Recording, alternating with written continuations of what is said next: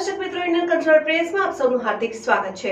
આણંદ સ્થિત institute of rural મેનેજમેન્ટનો 43મો પદવીદાન સમારોહ આજરોજ પૂર્વ ઉપરાષ્ટ્રપતિ વેંકૈયા નાયડુના અધ્યક્ષસ્થાને એનડીટીવી આણંદના ટી.કે. પટેલ ઓડિટોરિયમ ખાતે યોજાયો। આ પદવીદાન સમારોહમાં ઇરમાના વિવિધ વિદ્યાશાખાના સ્નાતક અને અનુસ્નાતક કક્ષાના 303 વિદ્યાર્થીઓએ પદવી તથા 2 તેજસ્વી વિદ્યાર્થીઓને સુવર્ણચંદ્રકો એનાયત કરવામાં આવ્યા।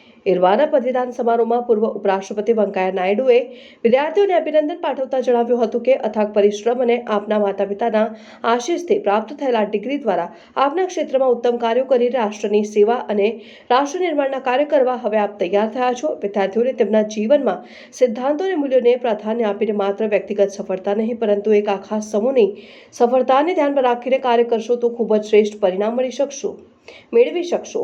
ચરિત્રવાન, સહકાર ભાવ અને સિદ્ધાંતો સાથે કાર્ય કરનાર યુવા પેઢી જ મજબૂત અને સશક્ત રાષ્ટ્ર અને સમાજનું નિર્માણ કરે છે।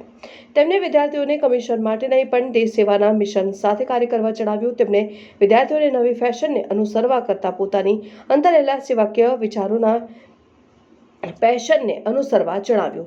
તેમણે મહાત્મા ગાંધીના અન્યોને સહાયરૂપ થવા અને અન્યોની સેવા કરવાના વિચારથી લઈને વડાપ્રધાન નરેન્દ્રભાઈ મોદીના રિફોર્મ, પરફોર્મ અને ટ્રાન્સફોર્મના સૂત્રને અપનાવીને સંપોષિત વિકાસની વિચારધારાને આગળ વધારવા વિદ્યાર્થીઓને અનુરોધ કર્યો હતો। તેમણે વિદ્યાર્થીઓને પ્રામાણિકતા, ઈમાનદારી, પારદર્શિતા અને શિસ્તબદ્ધતા જેવા મૂલ્યોને જીવનમાં હંમેશા પાલન કરવાની સલાહ આપી હતી।